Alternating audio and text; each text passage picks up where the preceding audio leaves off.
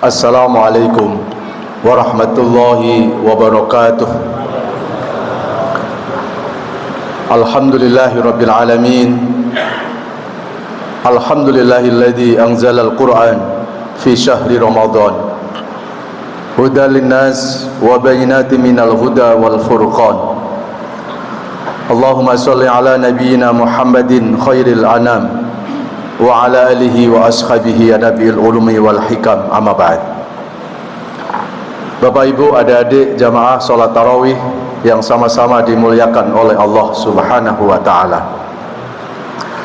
Alhamdulillahirabbil alamin. Kita bersyukur kepada Allah karena berkat izin dan iradahnya kita masih diberikan kesempatan oleh Allah untuk menikmati indahnya 10 hari terakhir di bulan Ramadan ini. Mudah-mudahan puasa Ramadan yang kita lakukan ini tidak hanya sebatas menggugurkan kewajiban saja. Semoga puasa Ramadan yang kita lakukan kali ini akan membawa pengaruh, akan membawa efek positif dalam perbaikan diri kita. Amin ya Allah ya Rabbal alamin. Salawat salam sama-sama kita sampaikan kepada panutan abadi kita Rasulullah Muhammad sallallahu alaihi wasallam. Semoga kita termasuk umat yang mencintai Nabi dan mudah-mudahan Nabi mencintai kita. Amin ya Rabbal alamin. Baik Bapak Ibu jamaah sekalian yang dirahmati Allah, dalam waktu yang sangat singkat ini saya akan menyampaikan sebuah hadis yang diriwayatkan oleh Ibunda Aisyah radhiyallahu anha. Idza kana Rasulullah sallallahu alaihi wasallam fi ushril akhir min Ramadan ata ilal masjid wa'takafa fihi wa talal Qur'an hatta yakhtimahu wa shallal layal hatta yatlu'al fajr. Muttafaq alaih. Adalah Rasulullah sallallahu alaihi wasallam ketika memasuki 10 hari yang terakhir. Berarti sudah dimulai dari malam tadi. Ketika Rasulullah memasuki 10 hari terakhir di bulan Ramadan, ata ilal masjid. Rasulullah senang berada di dalam masjid. Wa'takafa fihi. Rasulullah melakukan iktikaf di dalam masjid. Wa talal Quran. Rasulullah memperbanyak membaca Al-Quran. Wa shallal layal. Dan Rasulullah banyak melaksanakan qiyamul lail, salat malam, hatta yatlu'al fajr. Dan itu dilakukan Rasulullah sampai menjelang waktu fajar. Jamaah sekalian yang dirahmati Allah, ada 4 kebiasaan Rasulullah sallallahu alaihi wasallam dalam mengisi 10 hari terakhir di bulan Ramadan. Mudah-mudahan kita bisa mengamalkannya. Apa 4 kebiasaan Rasulullah itu? Yang pertama adalah Rasulullah senang berada di dalam masjid. Ya, ini menjadi nasihat, menjadi pelajaran buat kita bahwa masjid itu adalah salah satu rumah Allah yang paling disukai oleh Rasulullah sallallahu alaihi wasallam. Apapun persoalan Rasulullah selalu diselesaikan di dalam masjid. Kenapa? Karena masjid itu rumah Allah. Maka ketika kita mendatangi rumah Allah, sesungguhnya kita dalam penjagaan Allah. Maka sampai Rasulullah mengatakan dalam hadis, fa idza ra'aitumur rajula ilal masajid fastashhidu bil iman.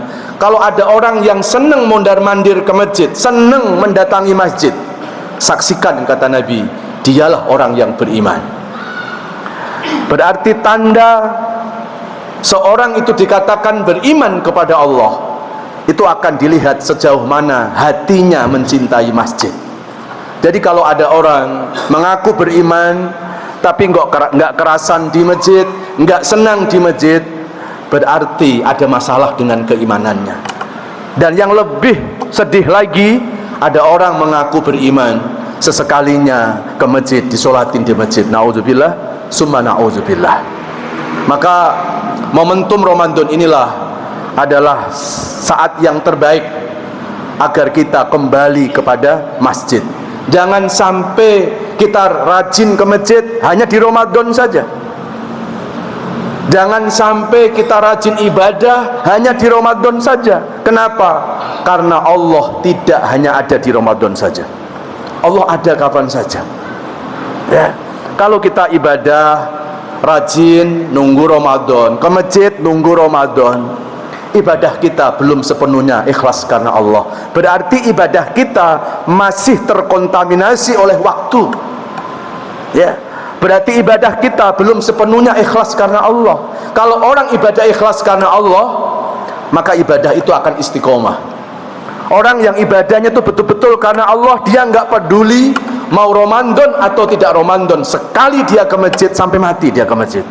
Sekali dia beribadah sampai mati dia beribadah kepada Allah Subhanahu wa taala. Jamaah sekalian yang dirahmati Allah, dalam Al-Qur'an surat At-Taubah surat 9 ayat yang ke-18 juga Allah mengingatkan lagi, a'udzubillahi minasyaitonirrajim, innama ya'muru masajidallahi man amana billahi wal yaumil akhir wa aqamas shalah wa ataz zakata wa lam yakhsha illallah fa asa ulaika ayyakunu minal muhtadin. Sesungguhnya orang-orang yang memakmurkan masjid, yang senang datang ke masjid, mereka itulah orang beriman kepada Allah. Mereka mendirikan sholat, melaksanakan zakat, dan tidak takut kecuali hanya kepada Allah. Dan mereka yang memakmurkan masjid itulah humul muhtadun, orang-orang yang dipilih oleh Allah Subhanahu wa ta'ala. Maka ketika turun ayat ini, para sahabat Rasulullah yang rumahnya jauh dari masjid, Pak, kepengen menjual rumahnya, kepengen beli rumah yang dekat masjid biar hari-harinya ada di masjid. Berita ini sampai terdengar oleh telinganya Rasulullah. Lalu Rasulullah mengatakan kepada para sahabat, yang membuat kalian dekat dengan masjid bukan rumah kalian, bukan fisik kalian, tetapi yang membuat kalian dekat dengan masjid adalah hati kalian. Ada orang yang rumahnya nempel sama masjid, tapi kalau hatinya jauh, tetap aja terasa jauh masjid itu. Akhirnya setelah itu para sahabat mengurungkan niat untuk menjual rumahnya. Dan kata Rasulullah dalam hadis, likuli khutwatin ilal masajid hasanah, likuli khutwatin ilal masjid darajah, likuli khutwatin ilal masjid kafarah. Setiap langkah-langkah menuju masjid akan dihitung kebaikan. Satu langkah Allah angkat derajat, satu langkah Allah mengampuni dosa. Dan akhirnya sahabat yang jauh dari masjid pun akhirnya merasa senang, karena bukan hanya memakmurkan masjid yang dihitung ibadah oleh Allah, tetapi langkah-langkah menuju masjid pun, itu pun akan dihitung kebaikan, dihitung pahala oleh Allah Subhanahu wa ta'ala. Jamaah sekalian yang dirahmati Allah Subhanahu wa ta'ala. Lalu ketika Rasulullah berada di dalam masjid, apa yang dilakukan Rasulullah? Wa'takafa fihi, Rasulullah iktikaf di masjid. Apa sih makna iktikaf itu? Kalau dalam perspektif fikih, iktikaf itu adalah diamnya seseorang di dalam masjid dalam keadaan berwudu dan niat iktikaf karena Allah, walau saatan, walaupun hanya cuma sesaat.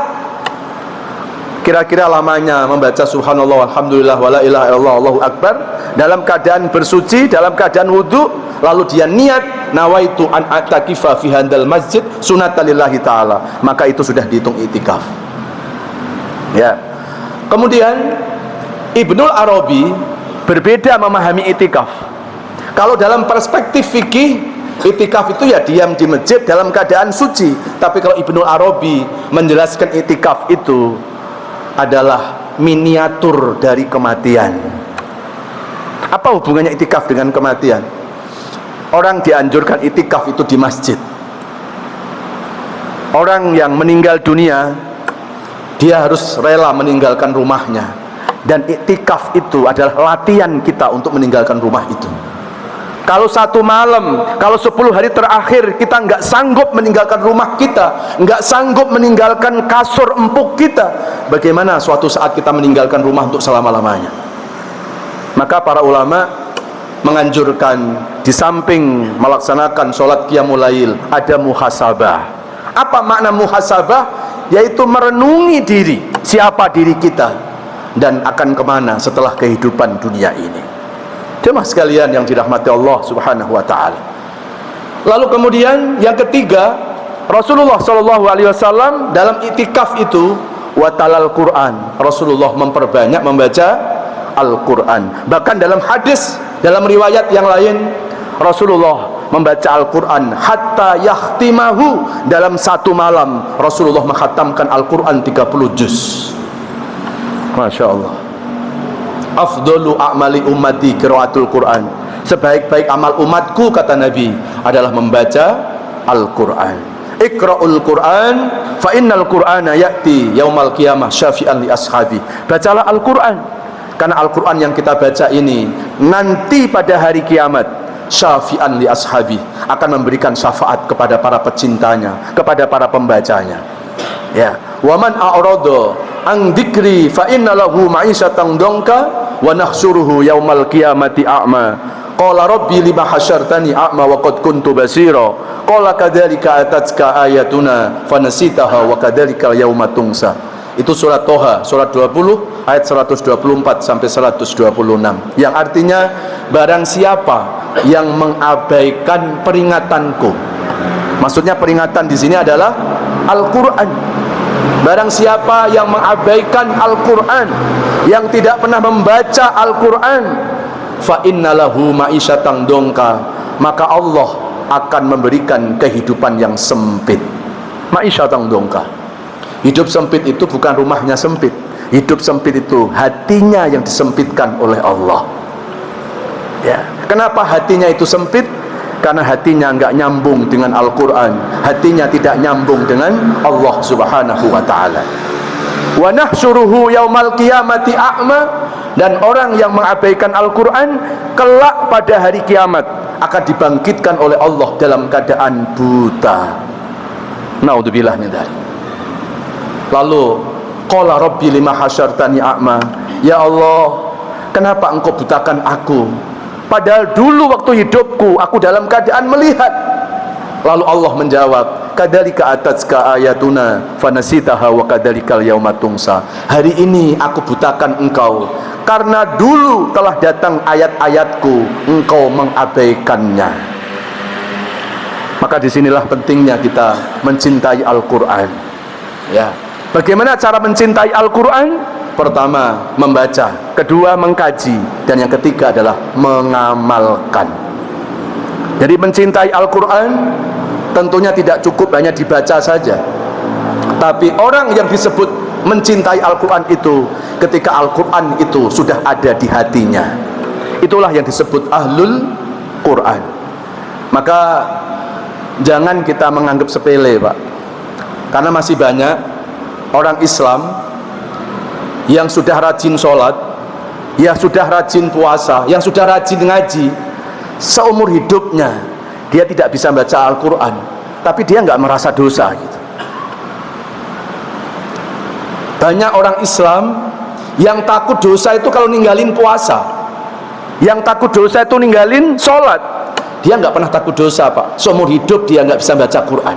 Alasannya apa? Kan aku sudah tua, kan aku sudah susah untuk belajar Quran. Allah hanya menyuruh kita untuk belajar, hasilnya urusan Allah. Coba nanti habis pengajian ini, habis kajian ini, Pak, buka surat Toha tadi. Surat Toha, surat 20, 124 sampai 126 tadi. Orang yang hidupnya mengabaikan Al-Quran, Allah akan berikan kehidupan yang sempit. dan Allah akan bangkitkan pada hari kiamat dalam keadaan buta. Saya belum pernah, Pak, melihat peringatan di Al-Quran sekeras ini, kecuali peringatan keras itu kepada orang-orang yang hidupnya itu mengabaikan Al-Quran. Sudah merasa tidak bisa baca Al-Quran tapi nggak mau belajar gitu. Alasannya ya karena susah. Sebetulnya bukan susah, kita nggak ada niat untuk bisa membaca Al-Quran. Ya, coba kalau kita menonton di acara hafid Quran di RCTI itu, Pak, orang-orang yang buta saja bisa hafal Quran 30 juz, Pak. Masuk kita yang matanya melek, kita baca nggak bisa? Kalau dihafal aja bisa, harusnya dibaca itu bisa.